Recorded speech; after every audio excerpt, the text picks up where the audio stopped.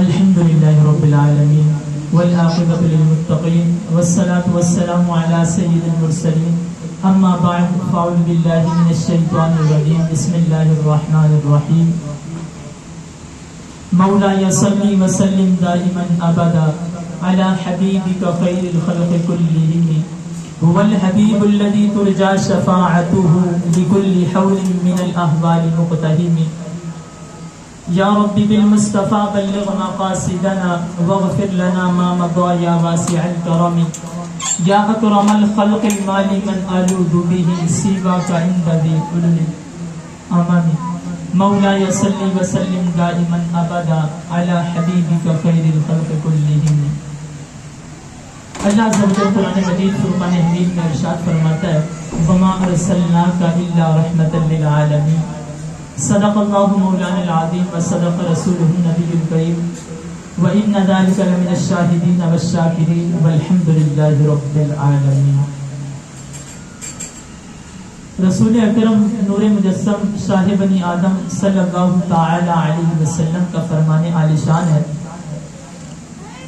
کہ تم اپنی مجلسوں کو مجھ پر درود پاک پڑھ کر آراستہ کرو کہ تمہارا درود پاک پڑھنا کل قیامت کے دن تمہارے لیے نور ہوگا۔ صلو علی الحبیب صلی اللہ تعالی علی محمد صلی اللہ تعالی علیہ وسلم۔ پیارے پیارے اسلامی بھائیوں، الحمدللہ یہ اللہ پاک کا فضل ہے، کرم ہے، احسان ہے کہ اللہ تبارک و تعالی نے ہمیں اپنے محبوب علیہ السلام کو عطا فرمایا۔ یہاں پر ہم غور کریں تو دنیا میں اگر کسی کو کوئی محبوب مل جاتا ہے تو وہ شخص چاہتا ہے کہ کوئی شخص میرے محبوب کی طرف نظر بھی اٹھا کر نہ دیکھے، کوئی بھی میرے محبوب کی طرف نظر کو اٹھا کر نہ دیکھے، کیونکہ اسے میں پسند کرتا ہوں، اسے میں اچھا سمجھتا ہوں، اس سے میں محبت کرتا ہوں۔ تو بندہ یہ چاہتا ہے کہ میرے محبوب کی طرف کوئی بھی نظر اٹھا کر نہ دیکھے، لیکن رب کی شان دیکھیں کہ رب نے اپنے محبوب کو بندوں کو عطا فرما دیا۔ فرمایا کہ محبوب تو میرا ہے لیکن دے کس کو رہا ہوں؟ امت کو دے رہا ہوں۔ محبوب رب کا ہے، رب اس سے محبت کرتا ہے۔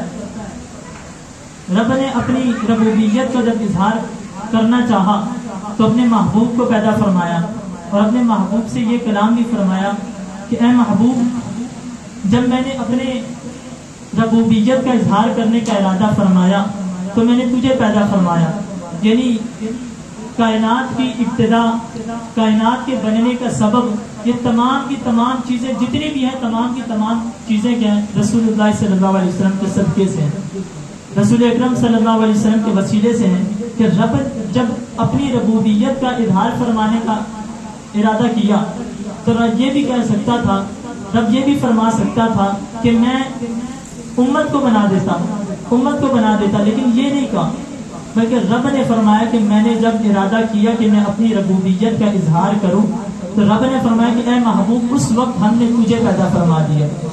اور جب رب نے اپنے محبوب علیہ السلام کو پیدا فرمایا، جب کسی کو پیدا کیا جاتا ہے تو اس کو کمالات بھی عطا فرمائے جاتے ہیں، اختیارات بھی عطا فرمائے جاتے ہیں۔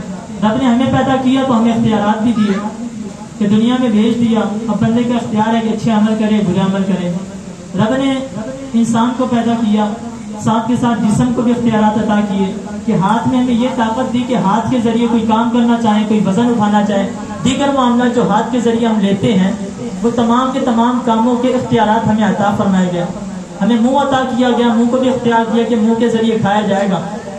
اب آنکھ کے ذریعے اللہ تبارک و تعالیٰ نے ہمیں طاقت عطا فرمائی کہ ہم دیکھیں گے آنکھ کے ذریعے، کان عطا فرمائے کہ کانوں کے ذریعے ہم سنیں گے۔ یعنی اللہ تبارک و تعالیٰ نے جس چیز کو پیدا کیا تو اس کو اختیارات بھی عطا فرمائے، لیکن جب اپنے محبوب کو پیدا کیا تو رب نے اپنے محبوب کو تمام کے تمام اختیارات عطا فرما دیے۔ اب اختیارات بھی کس انداز کے ہوتے ہیں؟ اختیارات کی بھی قسمیں ہیں کہ یا تو تکوینی ہوگا یا تشریعی ہوگا، کہ اللہ تبارک و تعالیٰ نے تکوینی اختیارات دیے یا تشریعی اختیارات دیے، کہ اللہ تبارک و تعالیٰ نے اپنے محبوب علیہ السلام کو تکوینی اختیارات بھی عطا فرما دیے اور تشریعی اختیارات جو تھے وہ بھی عطا فرما دی. اب یہ تشریعی اور تکوینی ہے کیا چیز، اس کو بھی سمجھ لیں. تکوینی کہتے ہیں کہ اللہ تبارک و تعالیٰ نے وہ کام جو اللہ تبارک و تعالیٰ کی ملک میں ہو کہ اس کے علاوہ کوئی کر نہ سکتا ہو، اللہ تبارک و تعالیٰ نے اپنے محبوب کو وہ بھی عطا فرما دی ہے. جیسا کہ ہم نے واقعات سنے میں کہ ایک مرتبہ حضرت علی کرم اللہ تعالیٰ وجہہ الکریم حضور علیہ الصلوۃ والسلام کی بارگاہ میں حاضر تھے. تو حضور علیہ الصلوۃ والسلام کی حضرت علی کرم اللہ تعالیٰ وجہہ الکریم کی زانوں پر سر رکھ کر سو رہے تھے. تو یہاں تک کہ عصر کا وقت جو تھا وہ نکل گیا، ختم ہو چکا تھا. تو اچانک حضرت علی رضی اللہ تعالیٰ کے آنسو نکلے اور حضور علیہ الصلوۃ والسلام پر گرے. اور حضور علیہ الصلوۃ والسلام آنکھ کھلی، اے علی کیا ہوا؟ یا رسول اللہ صلی اللہ علیہ وسلم نماز عصر جو تھا میں نے ادا نہیں کی تھی، اس کا وقت نکل چکا ہے. تو حضرت علی رضی اللہ تعالیٰ نے حضور علیہ الصلوۃ والسلام سے عرض کیا، یا رسول اللہ اب کیا کروں؟ تو حضور علیہ الصلوۃ والسلام نے فرمایا کہ اے علی اب تم بتاؤ ادا کرنا چاہتے ہو یا قضا کرنا چاہتے ہو؟ تو عرض کی، یا رسول اللہ صلی اللہ علیہ وسلم میں تو ادا کرنا چاہتا ہوں. تو حضور علیہ الصلوۃ والسلام نے سورج سے حکم دیا کہ سورج تو پلٹ آ. اپنی انگلی اٹھائی اور اشارہ کیا سورج کو، تو سورج جو تھا وہ واپس آ گیا. یہ کہتے ہیں اسے تکوینی، یعنی سورج کا نکالنا، سورج کو پلٹانا، یہ تمام کے تمام معاملات جو ہیں یہ اللہ تبارک و تعالیٰ کے لیے ہیں، یعنی اللہ تبارک و تعالیٰ ان کو کر سکتا ہے. اب یہ جو اختیارات تھے یہ رب نے اپنے محبوب کو عطا فرما دیے. یعنی جب رب نے اپنے محبوب علیہ الصلوۃ والسلام کو خلیفہ بنایا، خلیفہ مطلق بنایا، اب لوگ اعتراضات کر دیتے ہیں کہ ایسا کیسے ہو سکتا ہے. اللہ تبارک و تعالیٰ نے حضور علیہ الصلوۃ والسلام کو اختیارات عطا نہیں فرمائے، بلکہ حضور علیہ الصلوۃ والسلام تو ایسے ہیں جیسے ہم ہیں. یعنی وہ کام جو ہم کرتے ہیں لوگ ذہن خراب کرتے ہیں، بہت زیادہ ذہن خراب کرتے ہیں، اور ہمارا ذہن بھی بہت جلدی خراب ہو جاتا ہے. کیونکہ شیطان جو ہے وہ اپنی شیطانیت کا اظہار ایسے کرتا ہے کہ تمام طرح سے ہمارے ذہن کو گھیر لیتا ہے. اس کے بعد ہمیں سمجھ میں نہیں آتی، ہمیں عقل کی بات سمجھ میں آتی ہے، پھر شریعت ہمیں سمجھ میں نہیں آ رہی ہوتی. لیکن ہم نے اپنی عقل کو مؤخر کرنا ہے، شریعت کو مقدم کرنا ہے. جب ہم نے شریعت کے معاملات کو سمجھ لیا، شریعت کو سمجھ لیا، تو شریعت سے ہم کوسوں دور ہیں، اسلامی تعلیمات سے ہم کوسوں دور ہیں کہ ہمارے سامنے کوئی جو مرضی بات کر دے ہمیں ہر بندے کی بات سمجھ میں آ جاتی ہے. لیکن جب ہمارے سامنے حق کو بیان کیا جاتا ہے وہ ہمیں سمجھ میں نہیں آتا. جب حق ہمارے سامنے بات بیان ہوتی ہے وہ ہمیں سمجھ میں نہیں آتی. اس کے علاوہ جو ہمیں گھیرنا چاہتا ہے یا ہماری عقلوں کو سلب کرنا چاہتا ہے تو وہ کوئی بات ایسی کر دیتا ہے کہ جو عقل پہ لگ جاتی ہے، عقل کو بات کوئی الٹی سیدھی کر دیتا ہے، وہ سمجھ میں آ جاتی ہے. کہ شریعت نے کہ جب شریعت کا کوئی مسئلہ بیان کر دیا جاتا ہے تو شریعت کا مسئلہ جلدی سمجھ میں نہیں آتا. کہ اللہ تبارک و تعالیٰ نے اپنے محبوب علیہ الصلوۃ والسلام کو اختیارات عطا فرمائے. اب اس میں بھی لوگ کہ ایسے کیسا ہو سکتا ہے کہ رب تو وہ ہے جو آسمان کو بنا دیتا ہے، رب تو وہ ہے جس نے سب کو رزق دینا ہے، تو تم یہ کیوں کہتے ہو کہ رب نے اپنے محبوب کو بھی یہ اختیارات عطا فرمائے ہیں؟ تو ایسی باتیں کیوں کرتے ہو؟ کیونکہ رب تو دینے پر قادر ہے، رب دے سکتا ہے. رب نے کائنات بنایا، کائنات میں جو تصرفات ہوں گے وہ تمام کی تمام رب عز و جل نے کرنی ہے. تو تم یہ کیوں کہتے ہو کہ اللہ تبارک و تعالیٰ نے اپنے محبوب کو اختیارات عطا فرمائے ہیں؟ کہ جو اللہ عز و جل کے محبوب ہیں وہ بھی ان میں اختیارات تصرفات کر سکتے ہیں. یہ تم کیوں کہتے ہو؟ یہ نہ کہا کرو، بلکہ صرف یہ بات کہا کرو کہ اللہ تبارک و تعالیٰ ہی تصرفات کر سکتا ہے. اس میں تو کوئی شک و شبہات نہیں ہے، کوئی اس میں شک بھی نہیں کر سکتا. کہ اگر کوئی اس بات میں شک کرے کہ اللہ تبارک و تعالیٰ کے پاس بھی اختیار نہیں، کہ اللہ تبارک و تعالیٰ دنیا میں تصرفات نہیں کر سکتا، تو وہ کافر ہو جائے گا. اس میں کوئی شک و شبہات نہیں ہے. لیکن جس کو اللہ تبارک و تعالیٰ نے اختیارات عطا فرمائے ان میں محبوب علیہ الصلوۃ والسلام بھی ہے کہ جن کو اللہ تبارک و تعالیٰ نے تمام کے تمام اختیارات عطا فرمائے. یہ بات سمجھ میں آ گئی آپ کو میری یا نہیں آئی؟ ہاں، تکوینی چیز، تکوینی علم میں نے آپ کو سکھا دی. تکوینی کسے کہتے ہیں؟ کہ اللہ تبارک و تعالیٰ نے جو تکوینی آپ کو تکوینیت میں آپ کو تصرف کرنے کا اختیار عطا فرمایا، تو آپ نے سورج کو پلٹا دیا، چاند کے 2 ٹکڑے کر دیے. یہ وہ معاملات ہیں جو اللہ تبارک و تعالیٰ کے لیے ضروری ہیں، یعنی اللہ تبارک و تعالیٰ کے ساتھ خاص ہیں. لیکن جس کو اللہ تبارک و تعالیٰ یہ معاملات عطا فرمائے، طاقت عطا فرمائے، تو وہ اللہ کی عطا سے یہ معاملات کر سکتا ہے، اس کو اختیار ہے. اب دوسری چیز کیا؟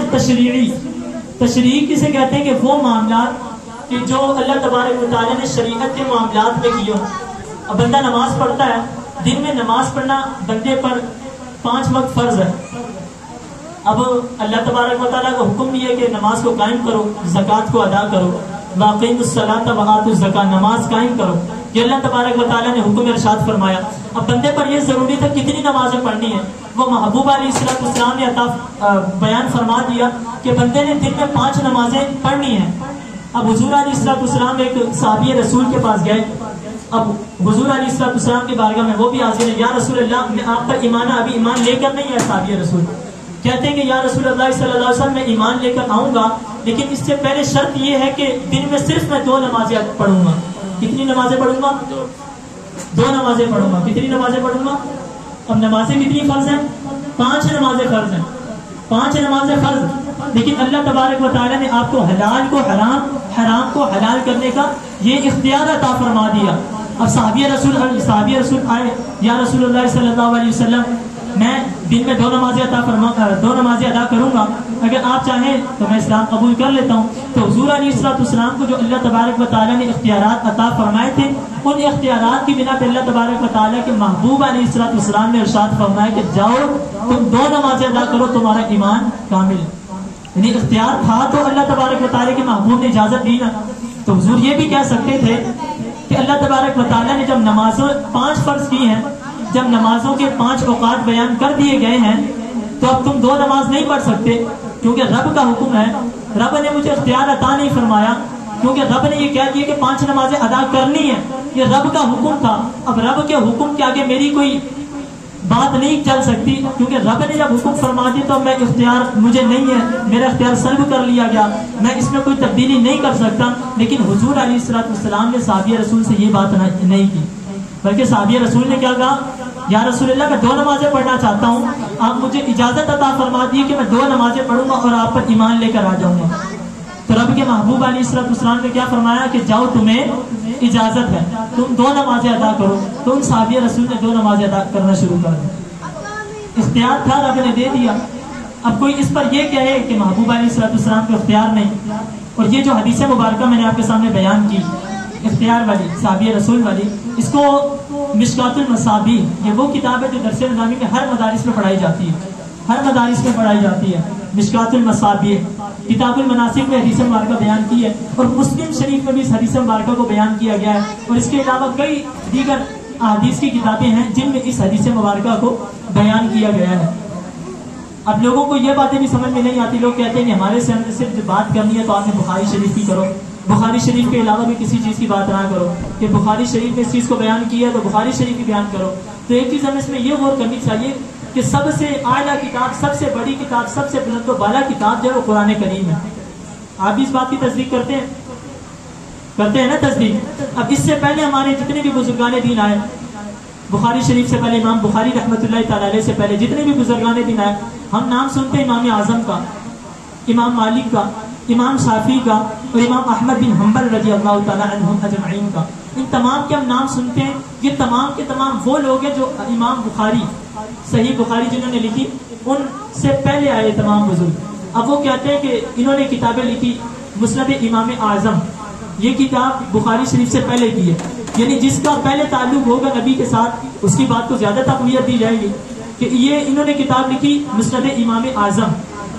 تو لوگوں نے اعتراض کیا کہ ہم مسند امام اعظم کو بھی نہیں مانتے، ہم صرف بخاری شریف کو مانیں گے، بخاری شریف کے علاوہ کسی کتاب کو بھی نہیں مانیں گے۔ تو ہمیں ایسا ہرگز نہیں کرنا چاہیے، ایسا ہرگز، جو ہمیں اس طرح کی بات کرتا ہے تو ہمیں اس کی بات بھی نہیں سننی چاہیے، کیونکہ دیگر بھی کافی ساری احادیث کی کتابیں ہیں جن پر بندے کو ماننا ضروری ہے۔ اب کوئی یہ کہہ دے کہ میں صرف بخاری شریف کو مانتا ہوں، اس کے علاوہ کسی حدیث کی کتاب کو نہیں مانتا، وہ کتاب کا انکار نہیں کر رہا، وہ کتاب کا انکار نہیں کر رہا، بلکہ وہ احادیث کا انکار کر رہا ہے۔ وہ کس کا انکار کر رہا ہے؟ حدیث کا انکار کر رہا ہے کہ میں حدیث کی کتابوں کو نہیں مانتا، یعنی تم حدیث کو بیان کرو گے اس کتاب سے تو میں حدیث کو بھی نہیں مانتا، وہ یہ کہنا چاہ رہا ہے۔ اب جو حدیث کا انکار کر دے گا تو بلا مبالغہ وہ کافر ہو جائے گا، اس میں کوئی شک نہیں ہوگا۔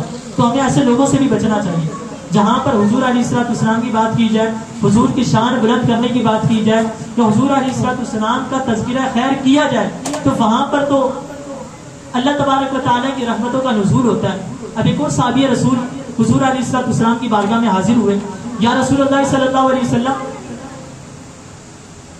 قربانی کا موقع تھا، تو حضور صحابی رسول نے قربانی جو تھی وہ نماز عید سے پہلے کر لی تھی، نماز عید سے پہلے کر لی تھی. اگر ہم نماز عید سے پہلے قربانی کریں جائز ہے؟ جائز ہے؟ جائز نہیں ہے. اگر کوئی قربانی کر لے تو اس پر دوبارہ کرنا ضروری ہو جائے گا. صحابی رسول حضور علیہ السلام کی بارگاہ میں حاضر ہوئے, یا رسول اللہ صلی اللہ علیہ وسلم مجھ سے غلطی ہو گئی کہ میں نے نماز سے پہلے ہی قربانی کر لی, اب حکم ارشاد فرمائیے کہ میں کیا کروں. تو حضور علیہ السلام نے ارشاد فرمایا جو تم نے کیا اب تو وہ تمہاری جو قربانی تھی وہ تمہاری قربانی یہ نہیں ہوئی, بلکہ جو تم نے اس کو ذبح کیا تھا وہ ذبح کہلائے گا, قربانی نہیں کہلائے گی. اب تمہارے لیے ضروری یہ ہے کہ تم دوبارہ سے قربانی کرو, نماز کے بعد نماز ادا کرو, نماز کے بعد دوبارہ سے قربانی کرو. کہا کہ یا رسول اللہ صلی اللہ علیہ وسلم میرے پاس اتنا مال نہیں ہے, میں نہیں کر سکتا قربانی, لیکن میرے پاس ایک 6 ماہ کی بکری ہے, اس کی میں قربانی کر سکتا ہوں, آپ اجازت عطا فرما دیے. جو بکری ہو یا بکرا وغیرہ ہو تو اس کی کم سے کم مدت جو ہے وہ 1 سال کی ہونا ضروری ہے, 1 سال سے کم جو ہے وہ قربانی نہیں کی جا سکتی. اب یہ صحابی رسول حضور علیہ السلام کی بارگاہ میں حاضر ہوئے, یا رسول اللہ ایسا ایسا معاملہ ہے کہ میرے پاس جو بکری ہے وہ 6 مہینے کی ہے, آپ اجازت عطا فرما دیں تو میں اسی کی قربانی کر دوں گا. اس کے علاوہ میرے پاس کوئی ساز و سامان موجود نہیں ہے کہ جس کی میں قربانی کو خرید سکوں یا قربانی کر سکوں, تو آپ اجازت عطا فرما دیجیے. تو صحابی رسول نے جب حضور علیہ السلام سے عرض کی تو حضور علیہ السلام نے ارشاد فرمایا کہ جاؤ, یہ حلال حرام کا مسئلہ تھا. کس کا مسئلہ تھا؟ حلال کا حرام کا. سال سے پہلے قربانی کرو حرام, سال سے پہلے قربانی کرو جائز نہیں. لیکن حضور نے کیا فرمایا, جاؤ تمہیں اختیار دے دیا گیا, تمہارے لیے قربانی کرنا جائز ہے, تمہارے علاوہ کسی اور کے لیے ایسی قربانی کرنا جائز نہیں ہے. اسی طرح ایک اور صحابی رسول حضور علیہ السلام نے جب حج فرض ہونے کا اعلان فرمایا تو وہاں پر جب اعلان فرما دیا تو فرمانے کے بعد حضور علیہ السلام نے ارشاد فرمایا کہ تم لوگوں نے یہاں پر یہ جو مکے کا شہر ہے یہ حرم ہے, اسے حرم کہتے ہیں, یعنی اتنی مقدس جگہ ہے, اسے حرم کہا جاتا ہے. اور فرمایا کہ اب تم نے اس کے بعد تمہارے یہاں سے نہ تم گھاس کاٹو گے, ذکر گھاس ہے اس کو تم نہیں کاٹو گے. اور فرمایا کہ نہ تم نے یہاں پر کوئی کانٹا توڑنا ہے اور نہ یہاں پر کسی تم نے درخت کو توڑنا ہے. اب صحابی رسول موجود تھے, وہاں پر حضرت عباس بن عبد المطلب رضی اللہ تعالیٰ حضور علیہ السلام سے گزار ہوئے, یا رسول اللہ صلی اللہ علیہ وسلم اب یہاں پر اس گھاس جو ہے اس کی ہمیں حاجت پڑتی ہے, ضرورت پڑتی ہے کہ ہم نے چھتیں وغیرہ بنانی ہوتی ہیں تو ان کے لیے ہم نے استعمال کرنا ہوتا ہے صرف گھاس کو, تو آپ ہمیں اجازت عطا فرما دیجئے کہ یہ اجازت کہ استعمال کر سکتے ہیں. اب یہ حکم جو تھا یہ رب کریم کی ذات کا تھا, رب نے حکم ارشاد فرمایا تھا کہ اے محبوب آپ فرما دیجئے, یہ قرآن کریم میں آیت نازل ہوئی تو رب نے فرمایا کہ اے محبوب آپ فرما دیجئے کہ حرم کی زمین ہے, یہاں پر یہ تمام کے تمام معاملات جو ہے یہ ناجائز ہو چکے ہیں, اب تمہیں اختیار نہیں ہے کہ تم ان کو کرو. لیکن جب صحابی رسول نے عرض کی یا رسول اللہ صلی اللہ علیہ وسلم کیا آپ ہمیں اس پر گھاس کاٹنے کی اجازت عطا فرما دیے کہ وہ ہمارے